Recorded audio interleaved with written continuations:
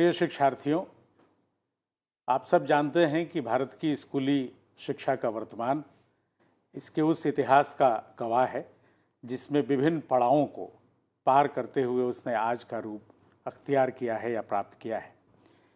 हमारे देश में स्कूली शिक्षा का जो ढांचा है, विशेष करके प्राथमिक, प्रारंभिक और माध्यमिक शिक्षा का, उस ढांचे के निर्धारण में और उस ढांचे के निर्धारित कार्यों के संचालन में राष्ट्रीय स्तर से लेकर और स्कूल स्तर तक की एक ऐसी व्यवस्था है जिसमें हमारा संपूर्ण शिक्षाई काम संचालित होता है। ऐसी ही संस्थाओं में एक संस्था है जो राष्ट्रीय स्तर की संस्था है, NCERT।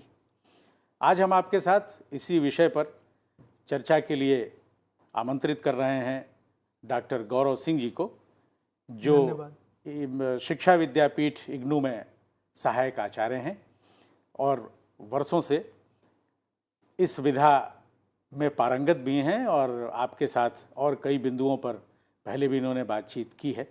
तो हम आग्रह करते हैं डॉक्टर गौरव सिंह जी से कि आज वे NCERT की भूमिका तक पहुंचने के पूर्व भारत में जो स्कूली शिक्षा की स्थिति है उसका आधार लेते हुए या उसकी पृष्ठभूमि में आप तक यह बात पहुंचाएं कि वर्तमान में NCERT की क्या भूमिका स्कूली शिक्षा की बेहतरी के लिए है और क्या हो सकती है।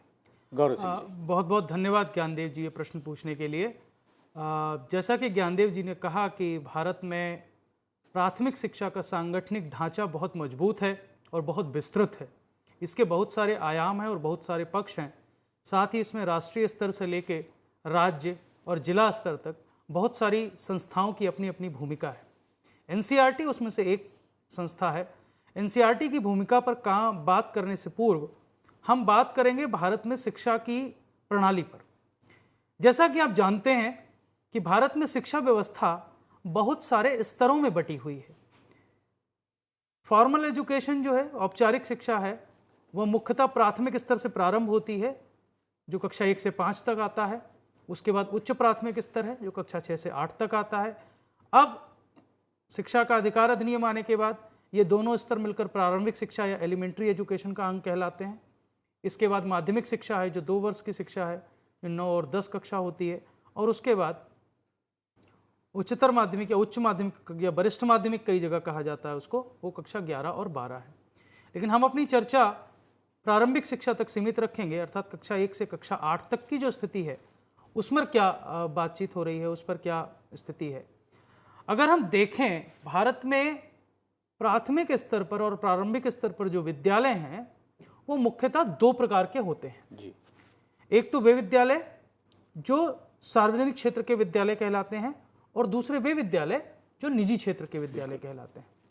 सार्वजनिक क्षेत्र के विद्यालय मुख्यतः 2 प्रकार के होते हैं। एक तो वे विद्यालय जो सीधे सीधे केंद्र सरकार या राज्य सरकार द्वारा संचालित होते हैं, जिनको हम गवर्नमेंट स्कूल कहते हैं। ये विद्यालय आपके केंद्रीय विद्यालय हो सकते हैं, ये विद्यालय आपके नवोदय विद्यालय हो सकते हैं जो कि सीधे सीधे केंद्र सरकार की संस्थाएं चलाती हैं, या राज्य द्वारा स्थापित गवर्नमेंट स्कूल हो सकते हैं, सरकारी विद्यालय हो सकते हैं।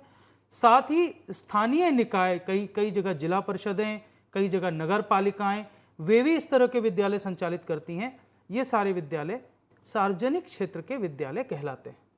जो दूसरे प्रकार के विद्यालय हैं प्राथमिक कक्षा में और प्रारंभिक स्तर पर काम करने वाले, वो एक बड़ी भूमिका उसमें निजी क्षेत्र के विद्यालयों की भी है। और निजी क्षेत्र के विद्यालय मुख्यतः 2 प्रकार के होते हैं। पहले वे विद्यालय जिनका प्रबंधन तो निजी हाथों में है, लेकिन उनको अपनी आवश्यकताओं की पूर्ति के लिए वित्तीय सहायता राज्य सरकार से प्राप्त होती है, तो वे सरकारी सहायता प्राप्त विद्यालय कहलाते हैं। चौथे प्रकार के विद्यालय वे हैं जो पूर्णतः निजी विद्यालय होते हैं, जिनको हम सहायता विहीन विद्यालय कहते हैं। तो यदि आप भारतीय शिक्षा में, प्रारंभिक शिक्षा में विद्यालयों का प्रकार देखेंगे तो आपको केंद्रीय विद्यालय और नवोदय विद्यालय से लेकर गांव के छोटे से गांव में पाया जाने वाला कोई मान्यता प्राप्त वित्त विहीन विद्यालय तक एक लंबी बड़ी संरचना देखने को मिलती है। और ये ऐसा नहीं, इसकी संख्या भी बहुत बड़ी है।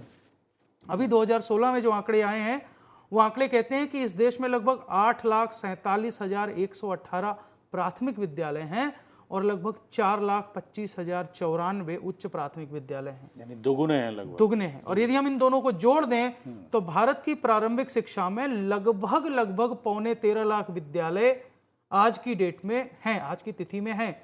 तो इतना विस्तृत इनका विस्तार है कि इन विद्यालयों का प्रबंधन, इन विद्यालयों में इतनी विविधता है कि उस विविधता को कैसे कैटर किया जाए, उसकी आवश्यकताओं को कैसे कैटर किया जाए, क्योंकि वो अलग अलग राज्य में हैं, उनकी भाषाएं अलग अलग हैं, उनके क्षेत्र अलग अलग हैं, उनकी भौतिक भौगोलिक स्थिति अलग अलग है।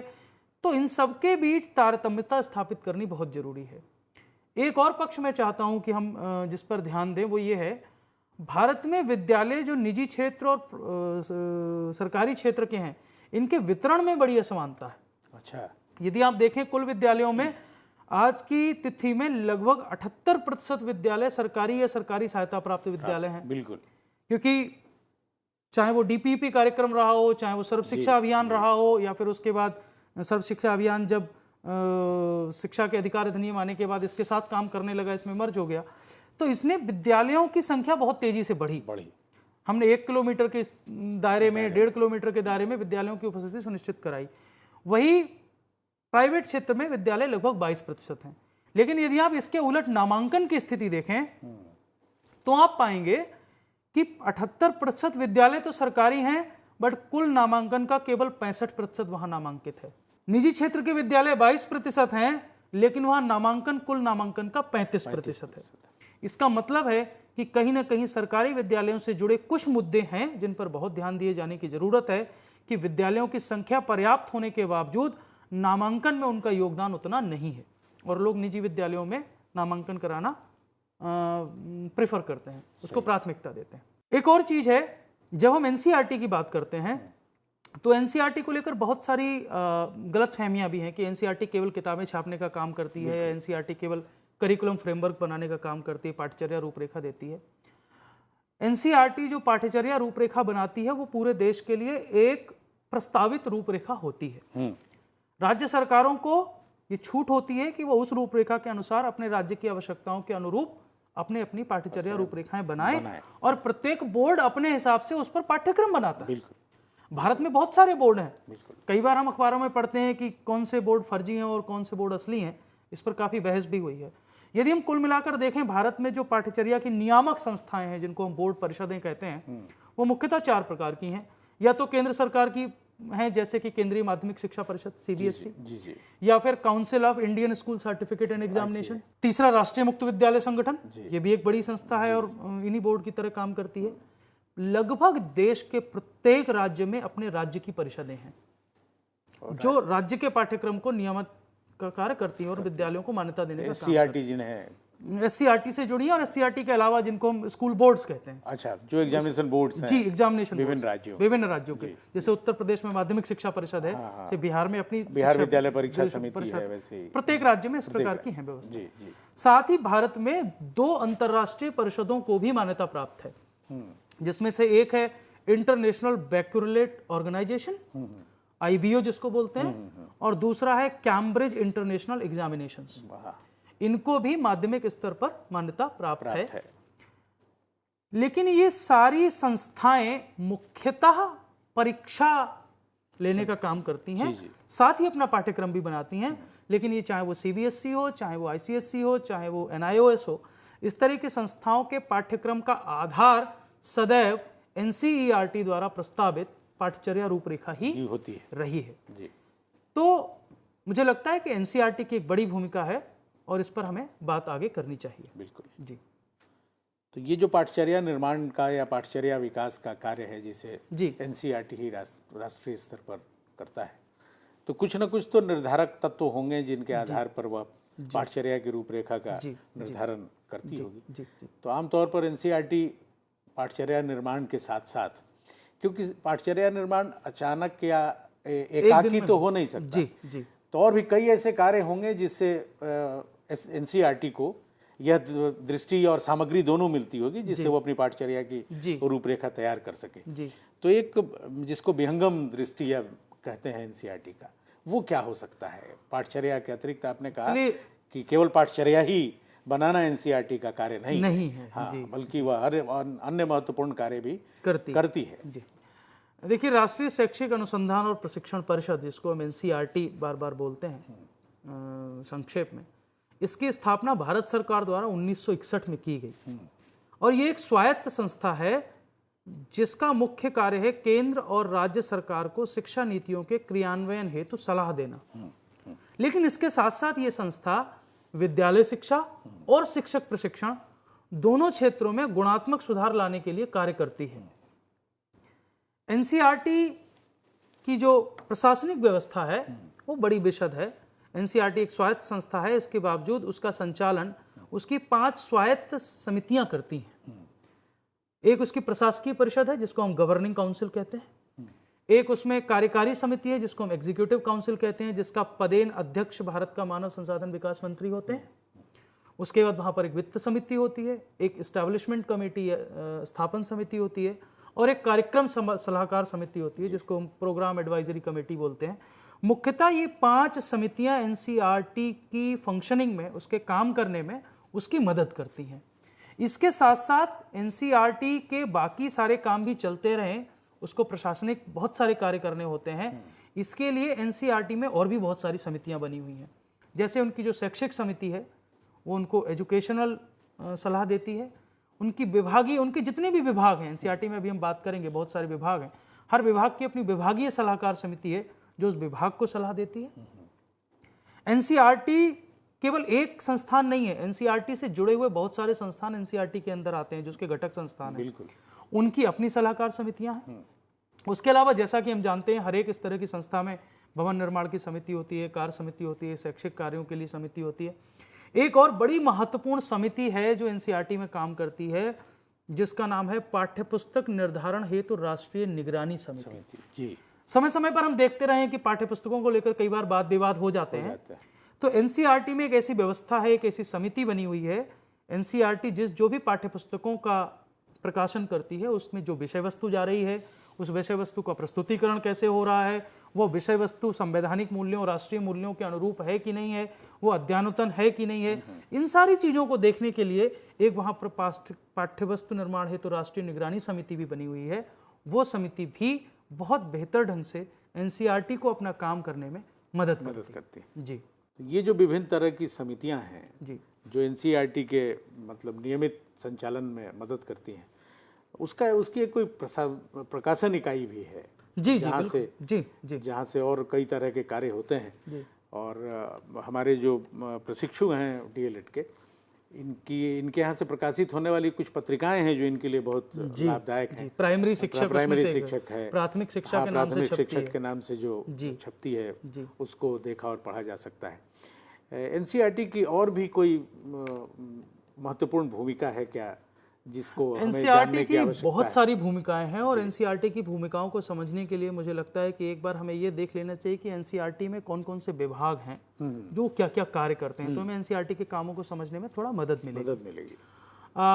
एनसीईआरटी में जितने भी मुख्य विषय प्राथमिक और प्रारंभिक स्तर पर पढ़ाए जाते हैं, माध्यमिक स्तर तक कि एनसीईआरटी तो माध्यमिक स्तर तक काम करती है, उन सबसे जुड़े अलग अलग विषय हैं। वहाँ पर प्राथमिक शिक्षा के लिए अलग से प्रारंभिक शिक्षा विभाग है, शिक्षक शिक्षा के लिए शिक्षक शिक्षा और प्रसार विभाग है, भाषाओं से संबंधित विषय देखने के लिए भाषा विभाग है, विज्ञान और गणित के लिए विज्ञान और गणित विभाग है, ऐसे ही सामाजिक विज्ञान का विभाग है, मानविकी का विभाग है। और एनसीईआरटी केवल यही नहीं करती, वो निरंतर देश में शिक्षा की स्थिति में क्या सुधार हो रहा है इसको लेकर समय समय पर सर्वेक्षण करती है। बिल्कुल, वो सर्वेक्षण हमारी शिक्षा नीतियों का आधार बनते हैं। तो उसके लिए एक शिक्षा नीति का सर्वेक्षण और आंकड़ा प्रसंस्करण का विभाग है जिसमें वो डेटा एनालिसिस करते हैं। साथ ही वो शोध करते रहते हैं, उसके लिए उनके यहाँ विभाग है। कला की क्या भूमिका होनी चाहिए, तो आर्ट एंड एस्थेटिक्स का उनका विभाग है। साथ ही वर्तमान में जो आईसीटी का बड़ा योगदान हो रहा है, आईसीटी की लगातार बात की जा रही है कि इसको शिक्षा में आना चाहिए, तो वहाँ कंप्यूटर शिक्षा और तकनीकी सहायता का विभाग है। और जो बात अभी आप कर रहे थे प्रकाशन विभाग की, वहाँ पर प्रकाशन विभाग है।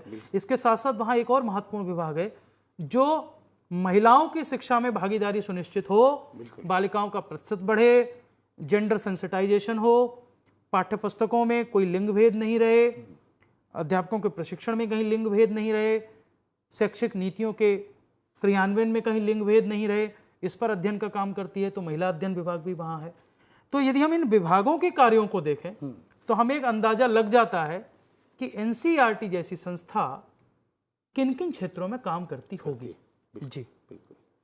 तो इन सभी संस्थाओं को मिलाने के अलावा जो इसके आंतरिक घटक हैं, पूरे देश में भी एक जाल न कहें लेकिन एक अच्छी व्यवस्था एनसीईआरटी की हर क्षेत्र में पहुंच है और अपनी संस्थाओं के माध्यम से है। जी। मतलब एक तरह से जिसे कहें कि एनसीईआरटी की धमक या उपस्थिति अपनी पाठ्यपुस्तकों के सहारे यदि देश के कोने कोने में प्रतिदिन है, तो अपनी संस्थाओं के सहारे भी देश के विभिन्न भागों में है। जी। तो ऐसी कुछ संस्थाएं भी एनसीईआरटी की हैं जो देश के अन्य हिस्सों में रहते हुए, यानी एनसीईआरटी कहने का तात्पर्य सिर्फ दिल्ली के अरविंद मार्ग पर स्थित एक संस्था नहीं है, बल्कि उसका जुड़ा उन संस्थाओं के साथ भी है जो देश के विभिन्न हिस्सों में फैले हुए हैं। तो उन संस्थाओं के बारे में गौरव जी यदि थोड़ी जानकारी आप हमारे शिक्षार्थियों को देते तो ज्ञानवर्धन होता ही नहीं। निश्चित उनको ये जानना जरूरी है कि क्योंकि जब हम एनसीईआरटी के कार्यों पर चिंतन करें तो हमें पता लगना चाहिए कि वहाँ क्या क्या है, तभी तो पता लगेगा कि वो क्या काम करते हैं। एनसीईआरटी में बहुत सारे घटक हैं। एनसीईआरटी का जो पहला महत्वपूर्ण घटक है उसको सामान्य भाषा में सीआईटी के नाम से वो प्रसिद्ध है। उसको केंद्रीय शैक्षिक तकनीकी संस्थान कहा जाता है। और भारत में विद्यालय शिक्षा में तकनीकी के प्रसार और तकनीकी को शिक्षा का अंग बनाने में उसका अविस्मरणीय योगदान है। बहुत वर्षों से जब रेडियो का दौर था, जब टेलीविज़न नया नया आया था, तब साइट जैसे प्रोजेक्ट वहाँ शुरू हुए। स्टेट एजुकेशनल टेलीविजन प्रोजेक्ट्स वहाँ पर शुरू हुए। कई राज्यों में उसकी स्थापना भी हुई। इसके अलावा उनका एक बहुत महत्वपूर्ण अंग है जो व्यावसायिक शिक्षा पर, खासतौर पर माध्यमिक और पूर्व माध्यमिक शिक्षा के व्यवसायीकरण के लिए अपनी सलाह देता है और काम करता है। उसका नाम पंडित सुंदरलाल शर्मा केंद्रीय व्यावसायिक शिक्षा संस्थान है जो भोपाल में स्थित है। तो ये न केवल तकनीकी शिक्षा के क्षेत्र में मदद करते हैं पूरे देश की, बल्कि व्यावसायिक शिक्षा के क्षेत्र में भी मदद करते हैं। और इसके साथ साथ शिक्षक शिक्षा के क्षेत्र में नए नए प्रयोग करने के लिए इन्होंने देश में 5 संस्थान ऐसे बना रखे हैं जिनको हम क्षेत्रीय शिक्षा संस्थान कहते हैं। आरआई के नाम से प्रसिद्ध हैं। और जो लोग प्रशिक्षणार्थी है वो जानते हैं कि इन आरआईज के बहुत सारे मॉडल वो अपने टीचर ट्रेनिंग में प्रयोग करते रहे हैं। अजमेर में है, भोपाल में है, भुवनेश्वर में है, मैसूर में है, शिलोंग में है, जहां वो नए नए प्रकार के टीचर ट्रेनिंग प्रोग्राम भी बनाते रहते हैं। जब पूरे देश में शिक्षक प्रशिक्षण के 1 वर्ष और 2 वर्ष के कार्यक्रम, 1 वर्ष के कार्यक्रम चलते थे, तब वो 2 साल के बीएड का एक प्रायोगिक पाठ्यक्रम चलाया करते थे। उनके 4 साल के कार्यक्रम भी जो इंटीग्रेटेड कोर्सेज हैं वो बहुत प्रसिद्ध हैं, चाहे वो बीए बीएड हो या बीएससी बीएड हो, वो भी 4 साल का पाठ्यक्रम वो चलाते रहे। तो उन्होंने एक तरह से शिक्षक शिक्षा के क्षेत्र में नए प्रयोग क्या हो सकते हैं उनको भी शुरुआत करने का काम किया। और धीरे धीरे उन प्रयोगों को देश के और हिस्सों में और संस्थाओं में उन प्रयोगों के परिणामों के आधार पर प्रस्तावित किया कि हमने ये कार्यक्रम चलाए हैं, इनके ये परिणाम रहे हैं और देश की अन्य संस्थाओं को भी ये मॉडल या ये प्रतिमान अपनाने चाहिए। तो एनसीईआरटी आप देखें तकनीकी के क्षेत्र में, व्यावसायिक शिक्षा के क्षेत्र में और शिक्षक शिक्षा के क्षेत्र में भी उतना ही महत्वपूर्ण योगदान करती है जितना महत्वपूर्ण योगदान वो विद्यालय शिक्षा के क्षेत्र में या पाठ्यक्रम निर्माण में या पाठ्यपुस्तकों के निर्माण में करती है। जी, यह जो एनसीईआरटी का नियमित जुड़ाव है एक तरह से शिक्षक प्रशिक्षण या अध्यापक शिक्षा के साथ, उसके लिए 2 तरह के प्रशिक्षणों की आवश्यकता आमतौर पर होती है, सेवा पूर्व और सेवा कालीन। जी, तो सेवा पूर्व की जानकारी तो हम लोगों को मिली कि एनसीईआरटी अपने इन संस्थाओं के माध्यम से जो प्री सर्विस ट्रेनिंग कहते हैं या सेवा पूर्व जो प्रशिक्षण है उसका संचालन करती है। लेकिन सेवाकालीन प्रशिक्षणों का भी कोई स्वरूप है क्या एनसीईआरटी में जिसे वो संचालित करती है? कई विविध क्षेत्रों में सेवाकालीन प्रशिक्षणों का कोई कार्यक्रम एनसीईआरटी द्वारा संचालित होता है? देखिए, एनसीईआरटी मुख्यतः 3 क्षेत्रों में काम करती है। एक तो शोध के लिए काम करती है, साथ ही सेवा पूर्व और सेवारत दोनों प्रशिक्षणों में काम करती है। सेवा पूर्व के लिए जैसे मैंने आपको बताया वो अपने जो क्षेत्रीय शिक्षा केंद्र हैं उनके माध्यम से काम करती है, क्षेत्रीय शिक्षा संस्थानों के माध्यम से। और सेवारत प्रशिक्षण के लिए भी विभिन्न क्षेत्रों में एनसीईआरटी निरंतर अपने केंद्रीय मुख्यालय पर, अपने क्षेत्रीय शिक्षा केंद्रों पर 10 दिन के ट्रेनिंग प्रोग्राम, 15 दिन के ट्रेनिंग प्रोग्राम या 1 महीने के ट्रेनिंग प्रोग्राम चलाती है। साथ ही वो कई बार अन्य राज्य सरकारों के साथ मिलकर, एससीईआरटी के साथ मिलकर बहुत सारे इस तरह के कार्यक्रम चलाती है जो सेवारत प्रधानाचार्यों के लिए होते हैं, जो सेवारत अध्यापकों के लिए होते हैं। कई बार वो शिक्षण विधियों से संबंधित हो सकते हैं, कई बार वो शिक्षण में तकनीकी की कैसे समावेशन हो उससे संबंधित हो सकते हैं। समावेशी शिक्षा पर बहुत सारे कार्यक्रम उन्होंने चलाए हैं, इंक्लूसिव एजुकेशन पर, जो खासतौर पर विशिष्ट आवश्यकताओं वाले बच्चे हैं और जो वंचित वर्गों के बच्चे हैं उनको कैसे विद्यालयों का अंग बनाया जाए और सबको एक साथ एक जैसी शिक्षा दी जाए। इसके लिए शिक्षकों को तैयार करने के लिए वो सेवाकालीन प्रशिक्षण कार्यक्रम चलाते हैं। और उनके बहुत सारे और भी कार्यक्रम हैं। वो कुछ ऐसे पाठ्यक्रम भी चलाते हैं, जैसे गाइडेंस एंड काउंसलिंग में उनका एक बहुत प्रसिद्ध पाठ्यक्रम है, जो मुख्यतः सेवारत शिक्षक उस पाठ्यक्रम को करते हैं और उसके बाद वो अपने स्कूल में एज ए काउंसलर भी अपनी भूमिका निभा सकते हैं। तो इस तरह से एनसीईआरटी सेवा पूर्व कार्यक्रम भी चलाती है और सेवाकालीन कार्यक्रम भी निरंतर चलाती रहती है। यदि मुख्य कार्य क्षेत्रों को देखें तो एनसीईआरटी के 3 ही मुख्य कार्य क्षेत्र हैं। एक तो देश की नीतियों के क्रियान्वयन के लिए उनमें योगदान करना, उसके लिए शोध करना और उसमें निरंतर विकास करना, सेवा पूर्व और सेवारत प्रशिक्षण के माध्यम से शिक्षक प्रशिक्षण की बनाए रखना, और साथ ही माध्यमिक स्तर तक की, प्राथमिक स्तर से माध्यमिक स्तर तक की शिक्षा की गुणवत्ता बनाए रखने के लिए निरंतर नए नए प्रयोग करना, उनका प्रसार करना और उनका दूर दूर क्षेत्रों तक सभी राज्य के एससीईआरटी के माध्यम से और तमाम संस्थाओं के माध्यम से, राज्य के बोर्ड के माध्यम से उनको प्रसार करना, ताकि देश के कोने कोने तक जो शिक्षा जा रही है उसमें गुणवत्ता बनी रहे। ये एनसीईआरटी के मुख्य कार्य हैं। एनसीईआरटी के कार्यों को हम यदि संक्षेप में देखना चाहें या एक साथ देखना चाहें जी, तो एनसीईआरटी का सबसे पहला कार्य आता है जिसकी चर्चा हमने प्रारंभ की थी, पाठ्यचर्या निर्माण। बिल्कुल। किसी एक विद्यालय की पाठ्यचर्या, एक बोर्ड की पाठ्यचर्या एनसीईआरटी नहीं बनाती है, लेकिन एनसीईआरटी, आपको याद है 1978 में पहली बार एनसीईआरटी ने शिक्षा की रूपरेखा इस देश के सामने दी। विद्यालय शिक्षा की रूपरेखा 1978 में पहली बार आई, 1988 में उसके बाद दी और उसके बाद भी देती रही। और जो अभी सबसे पास की है 2005 में एनसीएफ जिसको बोलते हैं, 2000 और 2000 के बाद 2005 है, 2000 में भी एक बार आया और 2005 में नेशनल करिकुलम फ्रेमवर्क आया। जितने भी फ्रेमवर्क हैं यदि आप उनका अध्ययन करें तो जैसे जैसे समय में बदलाव हुआ, जैसे जैसे राष्ट्र की अपेक्षाओं, आवश्यकताओं और लक्ष्यों में बदलाव हुआ, जैसे जैसे नई तकनीकियां आई, वैसे वैसे देश की विद्यालयी शिक्षा में क्या परिवर्तन होने चाहिए, उनको बहुत अच्छे ढंग से और विस्तृत ढंग से इन रूपरेखाओं में प्रस्तावित किया गया, जिसके आधार पर तमाम राज्यों ने अपने, या तो उन्होंने उस करिकुलम फ्रेमवर्क को पूरी तरह से स्वीकार कर लिया, यथावत स्वीकार कर लिया, या अपने राज्य की विशिष्ट आवश्यकताओं को ध्यान में रखते हुए उनमें थोड़ा परिवर्तन करके अपने राज्य की संस्थाओं के माध्यम से अपने पाठ्यक्रमों को बदलाव किया। ये एनसीईआरटी की बड़ी भूमिका है। दूसरी बड़ी भूमिका एनसीईआरटी की है अनुदेशात्मक चीजों में। आप देखें, यदि हम शिक्षक प्रशिक्षण की दृष्टि से बात करें तो जो लोग शिक्षक प्रशिक्षण में हैं, हमारे प्रशिक्षु, वो जानते हैं कि जो पाठ्य योजना बनाने की विधियां थीं, जो पाठ्य योजना बनाने के विभिन्न प्रारूप परिचालित हैं, उसमें से बहुत सारे प्रारूपों को बदलाव करना, उनमें परिवर्तन लाना, उसमें एनसीईआरटी की बड़ी भूमिका रही। सब जानते हैं कि ब्लूम का वर्गीकरण इस देश में तब आया जब ब्लूम ने एनसीईआरटी में आकर लोगों को प्रशिक्षित किया। इसी तरह से एनसीईआरटी ने अपने संस्थानों के माध्यम से, चाहे वो regional college of education Mysore रहा हो, पाठ्य योजना बनाने के नए नए प्रारूप दिए। आरसीईएम अप्रोच बहुत प्रसिद्ध रही शिक्षक प्रशिक्षण के दिनों में, हमने भी बनाए हैं उस पर पाठ्यक्रम। तो अनुदेशात्मक नए नए तरीके क्या हो सकते हैं, नई शिक्षक प्रशिक्षण की विधियां क्या हो सकती हैं, कक्षा कक्ष में शिक्षण की विधियां क्या हो सकती हैं, इस पर भी एनसीईआरटी सलाह देती है। शिक्षण विधियों पर एनसीईआरटी ने मूल्यांकन की नई नई तकनीकियों पर बात की। जब भी इस देश में मूल्यांकन की प्रविधियां बदली, शिक्षकों को उनसे समस्याएं ना हो, उनसे आने वाली समस्याएं दूर हो जाएं, इसके लिए निरंतर एनसीईआरटी ने प्रयास किए।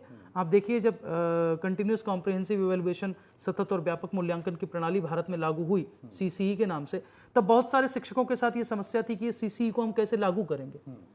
तब एनसीईआरटी ने एक बहुत अच्छा काम किया, उसने प्राथमिक स्तर पर सीसीई के लिए मैनुअल बनाए, टीचर्स मैनुअल बनाए, ताकि हर टीचर, कई बार विषयवार भी मैनुअल बनाए, साइंस टीचर्स के लिए अलग मैनुअल बनाया, मैथ टीचर के लिए मैनुअल बनाया, तो उन्होंने वहां पर भी मदद की।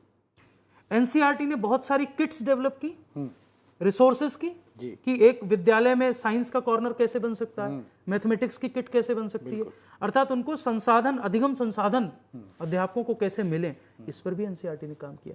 तो एनसीईआरटी का पहला काम रहा मुख्य तौर पर पाठ्यचर्या से लेकर केवल बनाने तक नहीं, उसके अंतरण में भी गुणवत्ता बनी रहे, इसमें वो अपना योगदान कर सकती थी। दूसरी बात हम विस्तार से कर चुके हैं कि एनसीईआरटी ने शिक्षकों के प्रशिक्षण में बहुत बड़ा योगदान दिया और शैक्षणिक व्यक्तियों के लिए न केवल सेवापूर्व बल्कि सेवाकालीन प्रशिक्षण की भी व्यवस्था की। और तीसरी बात जिसकी आप चर्चा प्रारंभ में कर रहे थे कि एनसीईआरटी को सबसे ज़्यादा लोग जिस चीज़ से जानते हैं वो है एनसीईआरटी की पाठ्य पुस्तकें। एनसीईआरटी इस देश में कक्षा 1 से लेकर और कक्षा 12 तक लगभग सभी विषयों की आदर्श पाठ्य पुस्तकें निर्मित करती है। उन्हें मैं आदर्श इसलिए कहता हूं क्योंकि उनमें राष्ट्रीय मूल्यों का समावेश होता है। बिल्कुल, उसमें उन मूल्यों का ध्यान रखा जाता है जो मूल्य हमारे संवैधानिक मूल्य हैं, जो हमारे सांस्कृतिक मूल्य हैं, जो हमारे सामाजिक मूल्य हैं, जो हमारी वर्तमान आवश्यकताएं हैं, जो वर्तमान मुद्दे हैं, वर्तमान चुनौतियां हैं, उनसे लड़ने के लिए हमारे कैसे विद्यार्थी तैयार होने चाहिए, इसकी बात इन पाठ्यपुस्तकों में की गई है। इसके साथ ही एनसीईआरटी शैक्षिक शोध करती है, उसको प्रोत्साहन देती है, सुधारात्मक शैक्षिक तकनीकियों के बारे में बात करती है और विद्यालय शिक्षा और शिक्षक शिक्षा से जुड़े जितने भी मुद्दे हैं उनमें कैसे गुणात्मक सुधार आ सकता है उसके लिए समय समय पर केंद्र सरकार को भी सलाह देती है। साथ ही एससीईआरटी के साथ मिलकर, राज्य सरकारों के साथ मिलकर वो इस विषय पर अपना मंतव्य स्पष्ट करती रहती है। बहुत बहुत धन्यवाद गौरव जी, आपने विस्तार से हमारे शिक्षार्थियों को एनसीईआरटी के बारे में बताया जी। जो एनसीईआरटी के महत्वपूर्ण कार्य हैं उनकी जानकारी आपने दी। आजकल एनसीईआरटी के द्वारा लर्निंग आउटकम को लेके कि जो पढ़ाया जा रहा है उस पर बड़ी चर्चा ये इनका एक नया प्रयोग है। उन्होंने ये कहा कि कक्षा 1 में, क्योंकि ऐसे बहुत सारे आप देखते हैं सर्वेक्षण इस देश में होते रहे हैं, बहुत सारे सर्वेक्षणों की रिपोर्ट अखबारों में हेडलाइन भी बनती है कि एक सर्वेक्षण कहता है कि कक्षा 5 का बच्चा कक्षा 2 की किताब नहीं पढ़ सकता। तो एनसीईआरटी ने एक अभिनव प्रयास किया कि हर स्तर पर न्यूनतम अधिगम उपलब्धि क्या होनी चाहिए। बिल्कुल, कक्षा 1 का बच्चा है तो उसको क्या चीज कम से कम आनी चाहिए, कक्षा 2 का बच्चा है उसको क्या आनी चाहिए। तो एक्सपेक्टेड लर्निंग आउटकम्स का एक मिनिमम स्टैंडर्ड उन्होंने तैयार किया और उन्होंने एक पूरा डॉक्यूमेंट इसके लिए बनाया है, पूरा दस्तावेज उनकी वेबसाइट पर उपलब्ध है।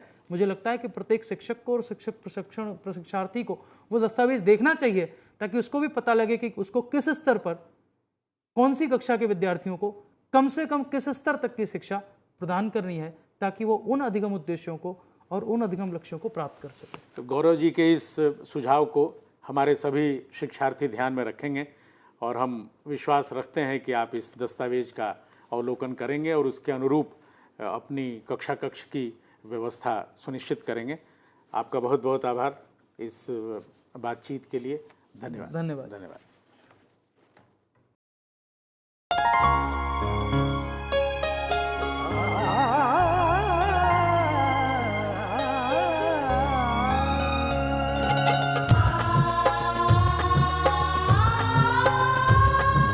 जीवन ये प्रकाशित करने, राहों को आलोकित करने,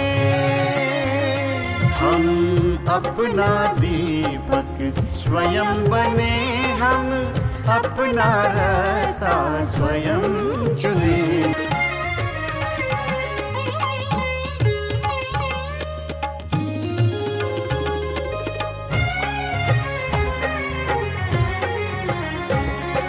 धन साधन समय की सीमा से विद्यालय जो मुक्त हो, धन साधन समय की सीमा से विद्यालय जो मुक्त हो। कभी पढ़े हम कहीं पढ़े, वे विषय की लोच से युक्त हो। मित्रों हम उठे और जाग